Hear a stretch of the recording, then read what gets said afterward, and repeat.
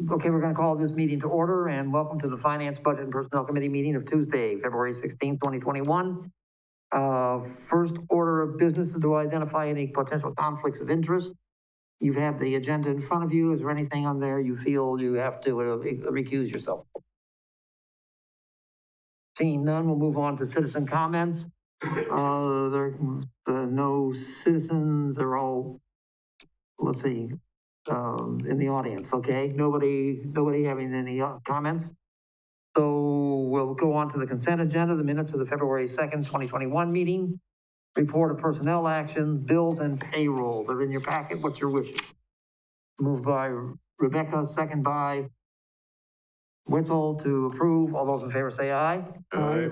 Opposed? The consent agenda is approved. Item number 6, request to recommend council approval of revised policy 4.900, debt management, presented by Ron Alman, Finance Director. Ron, go ahead. Thank you, Ed. This is part of our strategic plan to update the debt management policy. And so I've got a cover memo, the proposed policy and the old policy. Kind of summarize the changes, and then we'll go through it. One is just cleanup of definitions. 2, when we get to the types of debt, wrote in some of our preferences. For example, our preferences to have general obligation debt versus revenue bond debt whenever possible. Our preference to have pay-go for kids when we're financing those. And then on the metrics section, I removed a really old metric that we'll talk about that talks about debt per capita, which we've actually never been in compliance with. Added the point that we don't want to run a debt service deficit going forward. And then put a requirement on me to report debt out, because I think that's a good policy to have and to get into place. So if you look at the revised policy, starting on page 2, so what I separated was the types and uses of debts into just types as the definition. So the Roman numeral 2 is just types of debt. And when we get to 3, we talk a little bit more about the purpose and kind of the preferences. So under debt usages and length, under general revenue bonds, we say that our preference is to use revenue bonds for wastewater, utility, or other enterprise projects. So the difference between general obligation debt and revenue debt is what's backing it. General obligation debt is backed by the full faith and credit of the city, whereas revenue debt is backed by just that revenue stream. And that's a good use for the revenue debt for wastewater and EMS that can fund their own. We do have one revenue debt, which is for the TID 9 building, which to me seems kind of odd. You think of it, if you're buying a bond, would you rather have a debt, general obligation, backed by the whole city, or that debt is actually backed just by the TID revenue of TID 9? So that's kind of an unusual one. So I kind of wrote it into that. Our preference is to just use revenue debt for, wastewater enterprise, which is EMS, and other enterprise funds if we'd ever acquire one in the future. Under 4, we talk about TID debt, and our preference utilize pay-as-you-go financing whenever possible rather than financing it up front. And then part Roman numeral 4 is largely the same. Number 5. So number 5 is kind of what our metrics are going to be. So number 1, the statutory debt, that's unchanged. Number 2, the city shall not exceed 65%. That's not changed. 3, debt service as a percentage of budget expenditures shall not exceed 15% of the given number. That hasn't changed. We're in compliance there. 4th, I wrote in the debt service fund shall not have a negative fund balance at year end. So once we get to 0, we'll do an annual accounting, make sure that it's up to speed. I'll talk about the one I took out here in a second. And then the 5th, here's a requirement. On an annual basis, report out to council all the details of our debt by issue, by responsibility, and any transfers to or from debt service. So on number 4, the debt service shall not have a negative fund balance. There are some reasons it may, even if, we could have issuance expenses more than expected. We could issue at a discount instead of a premium. So it's something more related to the issue of the debt. So it might happen, but what it would do is it would allow me or direct me to zero it out, and then bring that forward. So now the The metric I removed, it says, in a 2010 policy, net general obligation bonded debt per capital should not exceed $1,500. And so when I look back, and we report this on our website, we haven't been in compliance with that the whole time. And it's kind of a poor metric because if you think about it, our population's flat, inflation's going up 3%, and including in the general obligation number is TID debt too. So it kind of becomes unmanageable all at once. So I just removed that. Just want to point that out in case anybody has any objections to that. And then I note that in 2019, it's actually $2,461. So that's something we can still report out, but I don't think it's a good metric for our policy. So from there, I'll open it up to any questions that anyone has. Anybody? Ron, couple things. Okay, I'll let Mr. Wetzel go first. Ron, Tom, go ahead, please. Thank you. Just a clarification item on, I don't even know what page of the policy it is. Page 16 of the packet under section 5, number 2 said you shall not exceed 65%. That's our self-imposed limit, right? Correct. Okay. And we generally run high 50s or have been for a fairly long time. Okay, that's all I wanted. Thank you. Okay, first of all, I'm very happy to see that this is a good review. I think it's a better definition of the policy than we've been using for a lot of years. So I'm very happy to see that.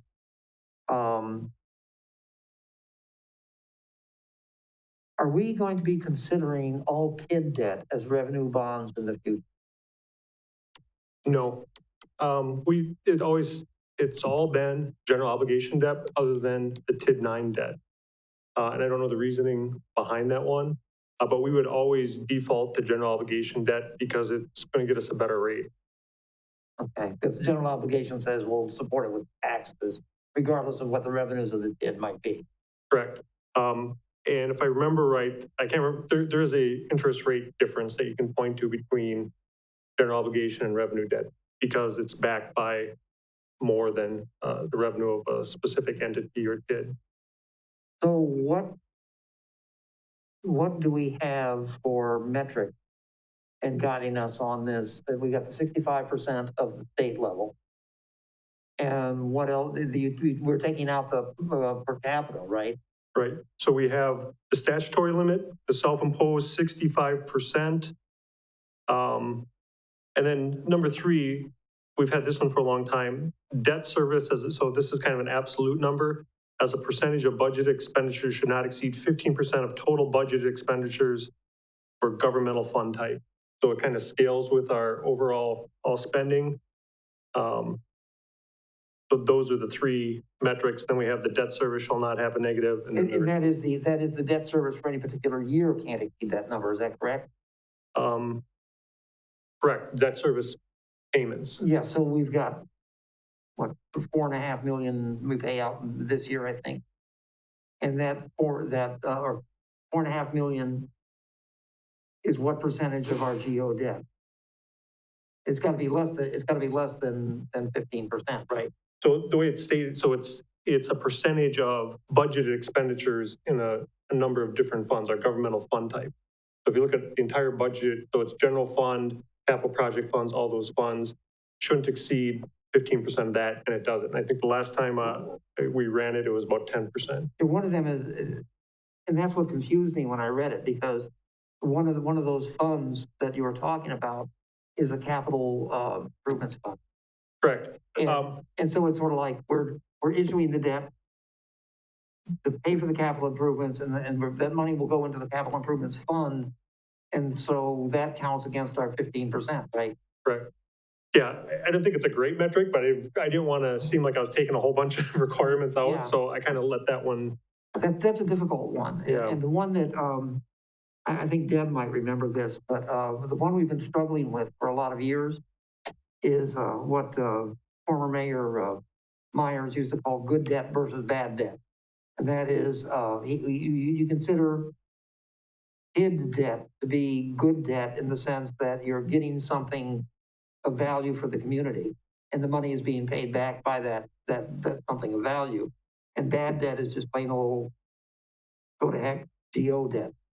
So you know, I don't know, we struggled of trying to differentiate in our metric how to count, how to account for GO debt versus DID debt. Mhm.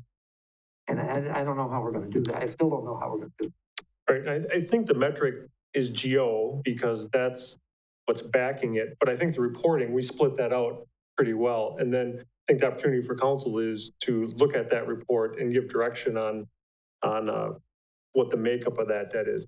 Because we're at the phase right now where hopefully we'll flatten our city side of the GO debt, and then the TID debt will just straight pay down because they're all kind of at a mature part of their life for the TIDs. We're not taking out new TID debt, so if our city debt is kind of flat, our overall debt should be declining because those kids are just kind of paying themselves back. The assumption is we're not gonna be using TID for economic development. So that's what sort of rubs up against that theory. Correct. I mean, that's the trend now. Obviously, we're looking at new TIDs and that could change. But that'll all be reported out and, everybody will get a kick at that. Okay, and then your recommendation here is to approve this new policy? Correct. What, okay, Mr. Wetzel? Yeah, I thought of a couple of other questions. Your predecessor had an interesting direction that he took on debt services and payments and the big, huge bucket idea. That's not identified as a city policy. That's more of a department operational policy. Is that correct? The way that you're now taking care of those things?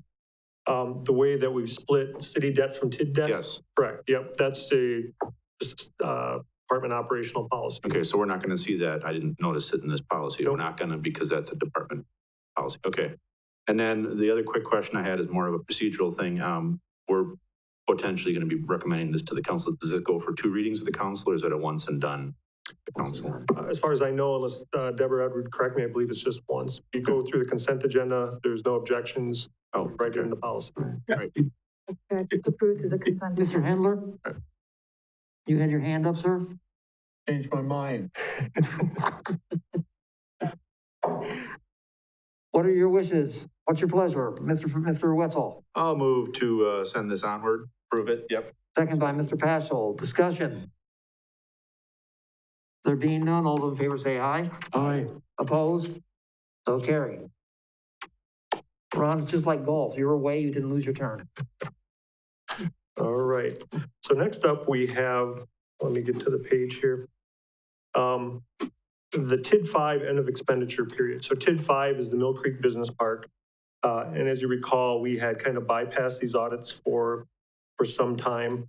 So the actual end of expenditure, so for TID 5, there should have been a 30%, I'm sorry. You skipped the resolution for. Oh, I'm sorry. Okay. Right. Oh, yep, you're right. I should put my glasses on. Thank you. Okay, on an annual basis, we have to set the interest rate for the special assessments. We usually do it typically based on the average borrowing cost, most recent, plus a 2% administrative fee. With the interest rates going down, our average borrowing of our 2 borrowings last year was 1.9%. So I'm proposing a 3.9% interest rate be added to the special assessments. And we'll look for questions. Mr. Wetzel? I'll move to approve. We can discuss. Moved by Wetzel to approve, second by, let's see, Heroes. Any other discussion? Yeah, go ahead. I think this is tremendous positive information that we need to get out into the hands of the populace. It's not often that we see things go down. See a fairly nice decrease, so I think it'd be a good thing to get out there and make sure people understand that we're not just always sticking it to them, that when we can, we do reduce things. Okay. Thank you. We have a motion and a second. Is there any further discussion? If not, all those in favor, please say aye. Aye. Opposed? So carried.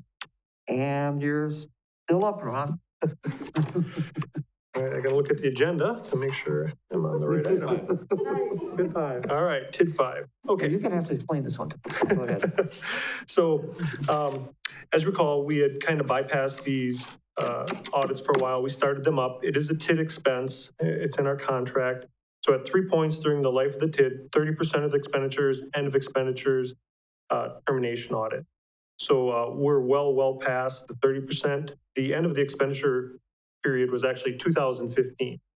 So when I spoke to CLA about doing this, because there's some flexibility, we ran it till the end of 2019 because we're looking at closing this in a couple of years. So we thought we'd roll it forward a few more years.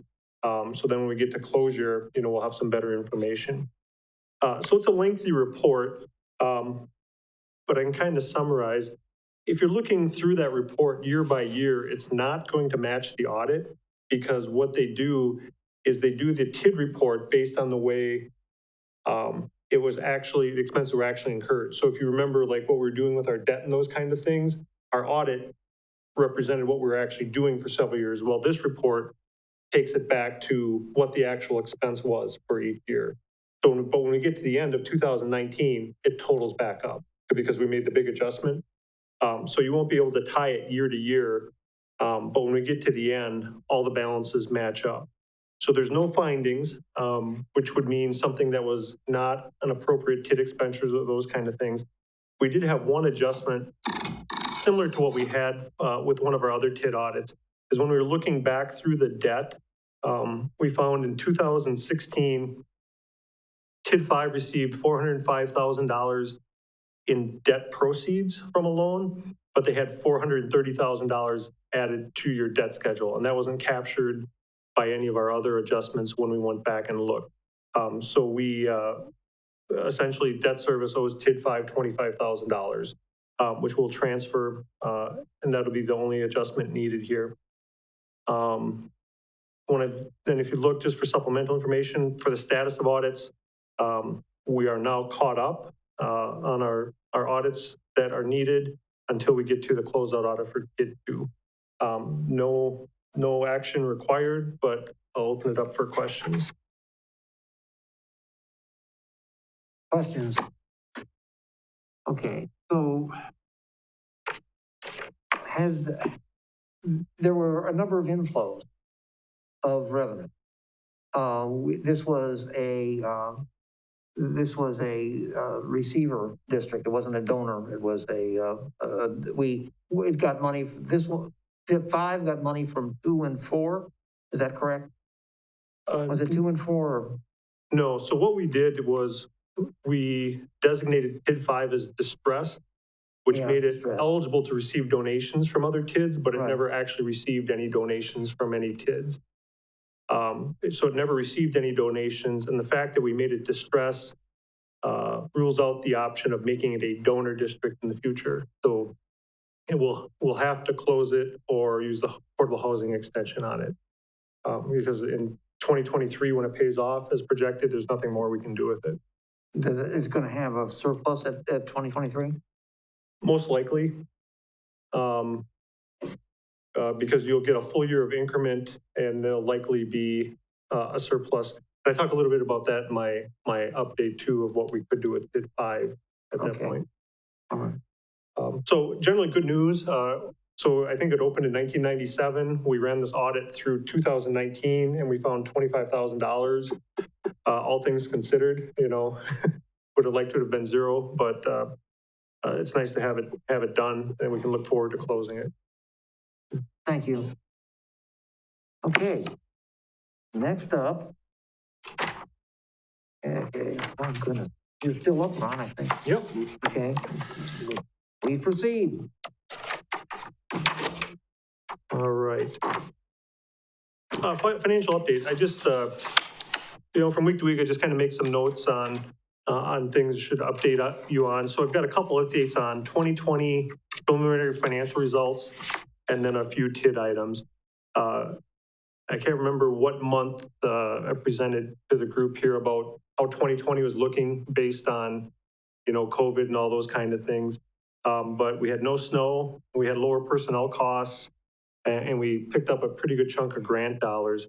So based on our preliminary December 2020 numbers, it looks like even after we transferred the $1,004,000 to debt service, we're still going to have a fairly good surplus in the general fund, even after that. So without that transfer, we'd probably have an annual surplus of about $1.5 million. Again, this is all preliminary. We transferred $1 million to debt service, and we're still showing at this point a $500,000 surplus in the general fund, which is really good news.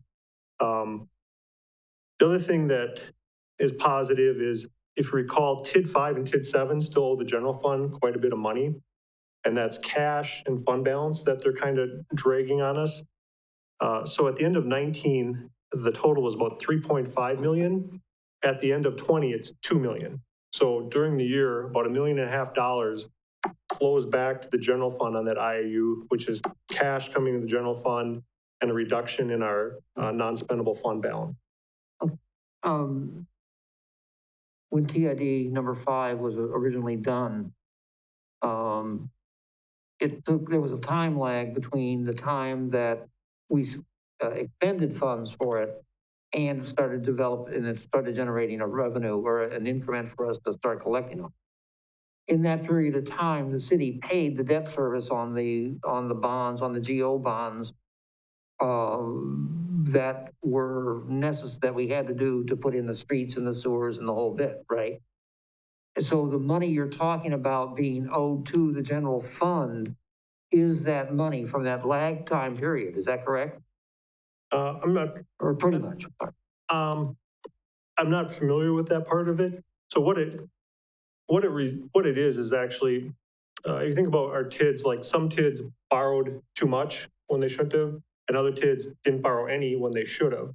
So TID 5 was the latter. They had a lot of expenses that we never borrowed for.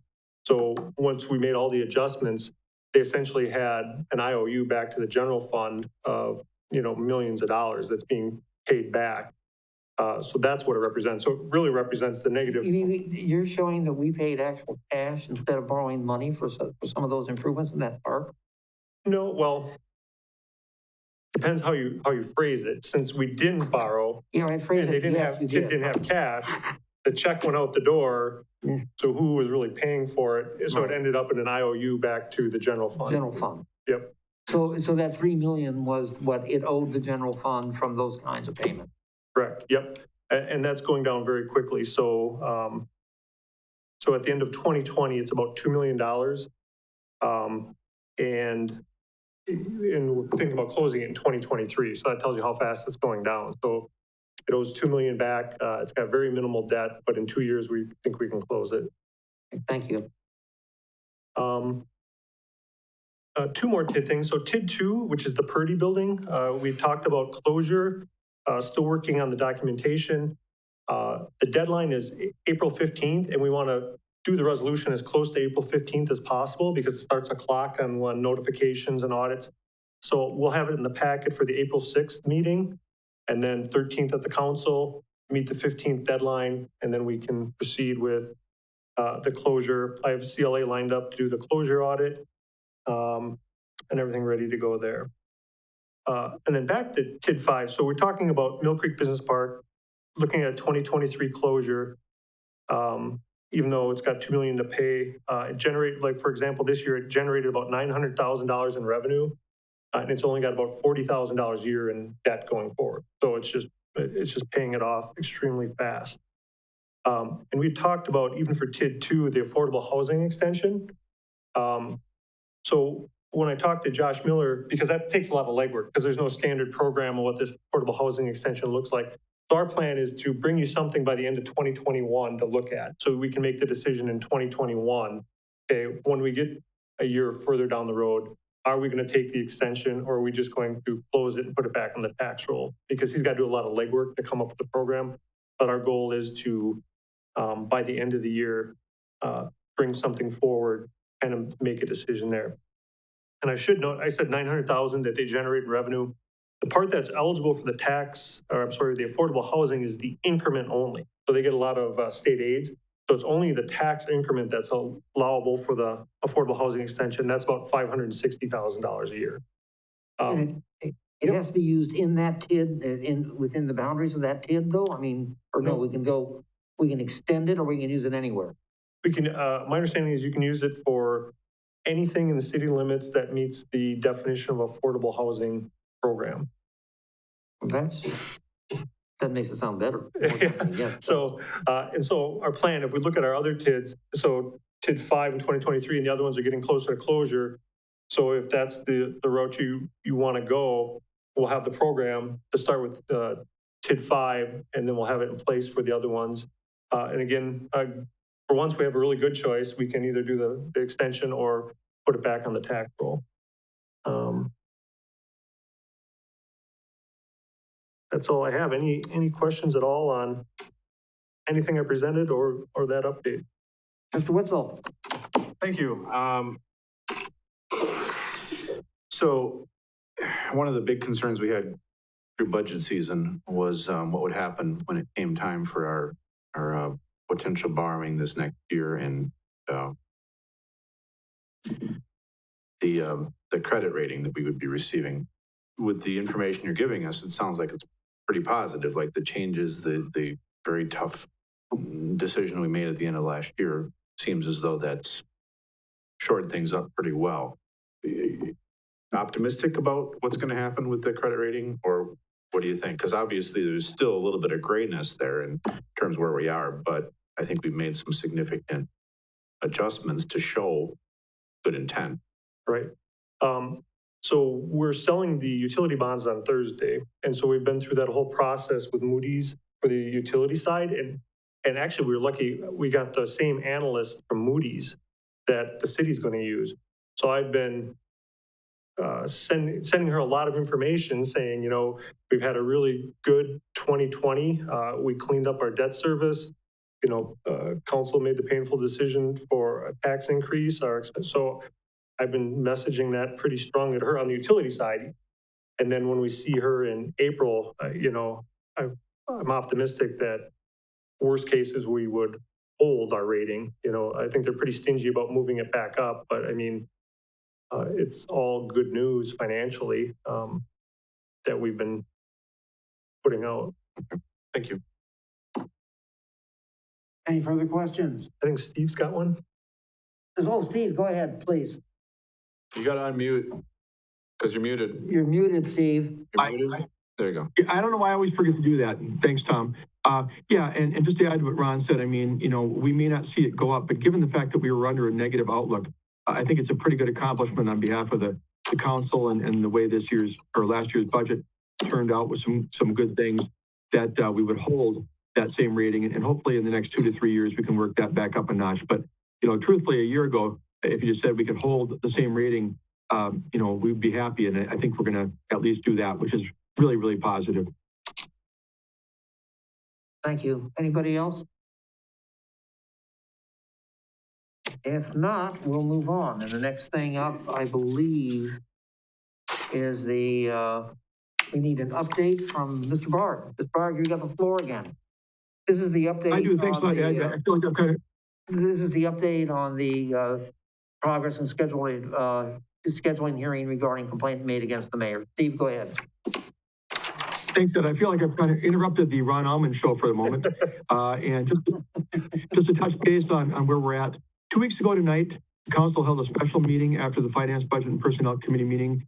After being in closed session, the council, as you recall, came out in open session and approved 5 motions, the gist of which was to schedule a hearing to consider the possible removal of the mayor under Chapter 17 of Wisconsin statutes. These had follow-up items mainly for the council president, Tom Witzel, and myself, and have been working on these. Here's a quick update. Item number 1, motion number 1, and these are in your packet again, the minutes if you want to look at them, was requiring the complainant to submit a $1,000 bond and make payment on that.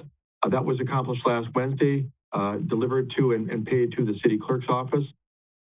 Second item was to secure legal counsel for the hearing on behalf of the council, and that was brought to fruition on Monday morning when I signed and sent a letter of engagement to Jim Colney. Jim is an attorney with the firm of Davis and Kielthau, a very well-respected firm that I have dealt with back when I was in Ripon. And he's actually had a fair amount of experience, believe it or not, with Chapter 17. He's had 4 cases, one with a mayor, one with a council member, and then a couple others with other elected officials. So he's been through this before. and has a depth of experience overall and some specific experience in this type of proceeding. So we're happy to have Jim on board. Also happy to hear that he's able to start working on it this week. I have not talked to him yesterday or today, but he indicated when I talked to him on Friday that by the latter half of this week, he'd be contacting me and getting to work on our situation here. He's going to make himself available to do any Zoom conversation. He works in Fox Valley area with the council in terms of some of the proceedings and preparation for them. And we'll work very soon to get a hearing date set up. That's the next item. Number 3 is to set a hearing date for this proceeding. And number 4 and 5 kind of follow from that. Number 4 is to the service of the complaint and the notice of the hearing on the mayor. And number 5 is the issuance of subpoenas. As you look at that motion, you'll see again that members of the council are certainly welcome to submit their request to the council president for possible issuance of subpoenas for that proceeding. So truthfully, although we only have number 1 and 2 done, number 3, 4, and 5 should fall in the line as soon as we're able to have meaningful conversation here with the attorney we've selected, and that's supposed to happen fairly soon. So don't have a date yet to give to you, but things are looking positive. I can't tell you how important it was to get a qualified, experienced attorney lined up. His rate is commensurate with other legal counsel, including our employment law counsel. So it's a competitive rate in the industry here in Wisconsin. And I would take any questions at this point. Questions? Mr. Handler? Steve, I have a question. This whole situation is very contentious. And one of my concerns is, and I don't believe I'm overreacting to it, but there's a possibility that once we begin these particular hearings, there may be elements that that will come forth during these deliberations. And in order to protect the council and the council president and staff and the witnesses, plus the public, I would like to recommend, this is my feeling, I would like to recommend that we have some form of security during the engagement of these activities. And I would recommend that we have 1 or 2 officers, preferably from the county sheriff's deputies, to sit in on these deliberations. And that would, I don't know about the rest of you, you might want to think about it, but in this day and age, I think anything is possible that you think won't be. So that's my recommendation. Well, I think if I can respond to that, oftentimes in potentially contentious or, those types of issues, we have had someone from our police department in the room and, an officer to handle any disruptions that might occur. I guess having a sheriff's department individual or 2 regarding this incident or as opposed to our local police department is something we can talk about. Normally we would choose from our own police officers locally here, but I think having security at that hearing would be probably a good idea as a precaution. I can agree with that, having some kind of security in here, because it could get, I think the word is rambunctious. I think that's the word. Anybody else? What was Steve, can you give me the attorney's name again, please? Yeah, it's Jim Kalny, and I think it's maybe pronounced Kalny. It's Kalny, and he's with the firm of Davis and Kielthau, and I don't have the spelling of Kielthau. I think it's Kuelthau,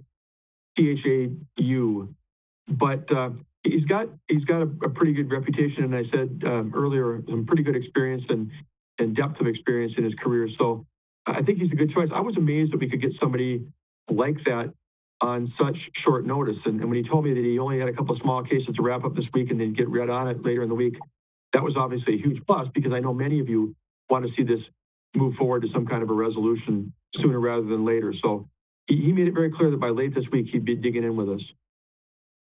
Yeah, you're right. The sooner the better. Is there any time that he could set aside to introduce himself to the council before or is it going to be as the proceedings start? Well, I think he would like to do that. And I think, even possibly next Tuesday night at the council meeting, if he could do it remotely, maybe he could give a just a brief bio on himself and connect a face with the name and who we'll be working with. At that time, hopefully we'll, be underway with some discussions and perhaps even lining up a hearing date. But I think that would be well advised, actually. Ms. Spiros? Thank you, Chair. I just wanted to know too, as far as like if the council actually has questions on the procedure, or we have things that we want to share with the attorney, how do we go about doing that? Are we running that through the council president, or how are we doing that? I know that it's been said like we can subpoena people or what have you, and I'm not sure even, procedurally, where do we get our answers? Any questions we might have? My thought, that's a good question, Rebecca. My thought would be if you want to talk about people that you'd like to see subpoenaed for the hearing, I think you should talk directly to Tom Witzel as council president. He'll be the one ultimately, handling those requests and making those decisions and moving forward with help from, others like myself. If you have questions for our attorney, Jim Calney, I think you might as well just send them to me. I'll be in constant communication with him about his needs, his, what he does and how he does it. I talked a minute ago about how soon he might be able to get a hearing scheduled. I don't really know what his process is in terms of the background he needs on this. I know he and I have to spend some time. He probably wants some documents and those kind of things. So I don't want to make any promises on how soon that might occur, but all I can say, he's definitely ready to get digging into it. And I think any questions you might have, funnel to me, I can throw right at him and try and get some responses for you. Steve, the old saying is justice delayed is justice denied. And I think the longer we go before we bring this thing to a resolution, one way or the other, is the true justice. It will tell us how much justice has been served, as opposed to making all the parties suffer through this for any longer than they have to. I totally agree with you, Ed, completely. We want to get this expedited and fairly and giving a fair shake to all involved in terms of how this works, including the mayor, obviously.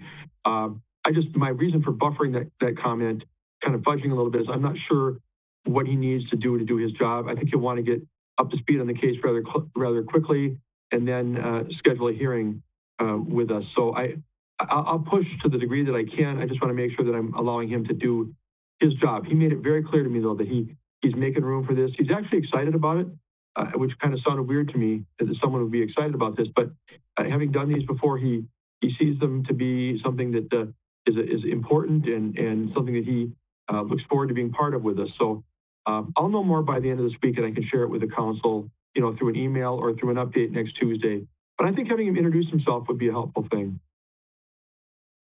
Anything else? Anybody? If not, thank you, Steve. Thank you for that report. Any items for the next agenda? If not, we'll declare this meeting adjourned. Thank you.